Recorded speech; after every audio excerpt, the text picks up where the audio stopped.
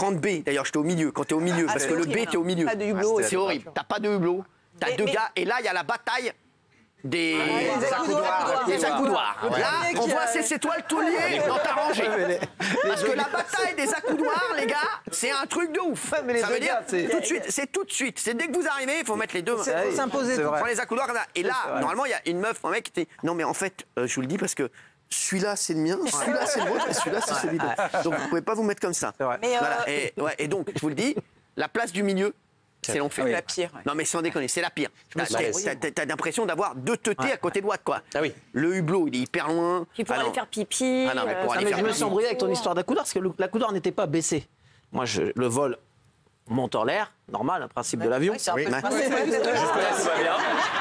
Jusque-là, tout est logique. Et moi, au bout de 20 minutes, j'ai dit, tiens, bah, c'est vrai, il y a l'accoudoir. Je mets l'accoudoir, je mets mon bras. Elle me dit de pousser mon bras. J'ai dit, mais t'intéressais pas l'accoudoir, ça fait 20 minutes qu'elle était rangée. Pourquoi maintenant tu veux l'accoudoir? C'est ça, exactement ton histoire. C'est comme, vous savez quoi? Il y a des mecs comme ça aussi. Tu sais, tu joues, il y a un jeu qui traîne. Il y a un Rubik's Cube, par exemple. T'es à la maison, il y a un Rubik's Cube. Tu joues au Rubik's Cube, personne ne l'avait vu. Et quand dès que tu joues, tout le monde peut jouer. C'est grave ça. Frère, il était là depuis 2 heures. Qu'est-ce que tu me casses les couilles, frère?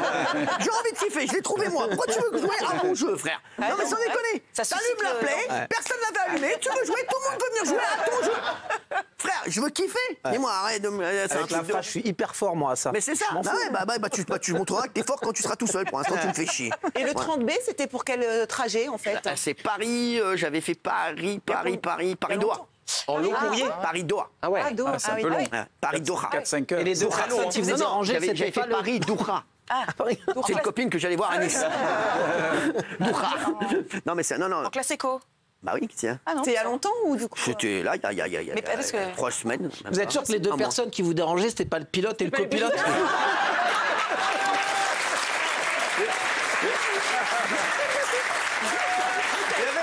Est-ce qu'il y avait un pare-brise avec deux essuie-glaces? Maintenant que tu me le dis, ils avaient des uniformes. Parce que s'il y a un pare-brise très près... Non mais c'est vrai, non mais c'est vrai, ce pare-brise là, c'est insupportable. Non mais c'est vrai, moi je demande toujours les places issues de secours.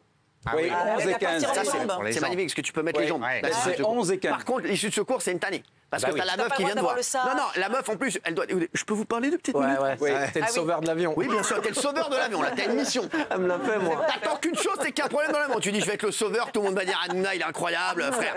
La meuf arrive. Alors, c'est vous qui êtes donc à l'issue de secours.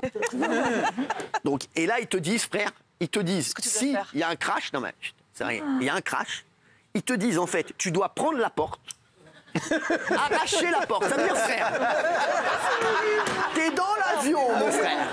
Il y a l'avion qui est en train de se cracher. Hanouna, il va prendre la topor.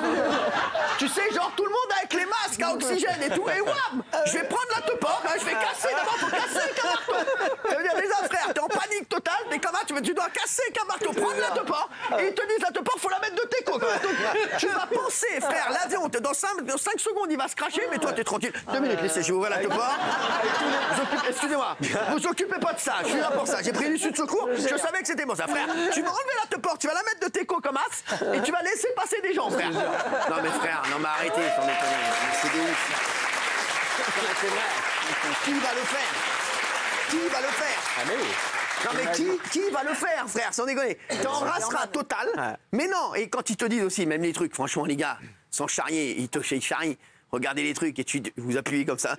Frère, qui c'est le masque à oxygène? Frère, moi je connais, je vais être en panique, je vais prendre celui d'Ateco. Frère, mais c'est une rasera totale et vous mettez en neuf comme ça. Quel œuf, frère? En neuf, frère.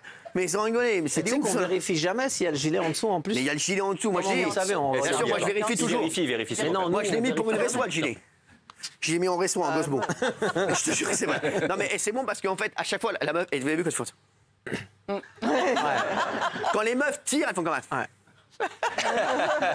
Et genre, et ça se gonfle jamais parce qu'elle dit, bon là, ça se gonfle pas, bien entendu. Hein.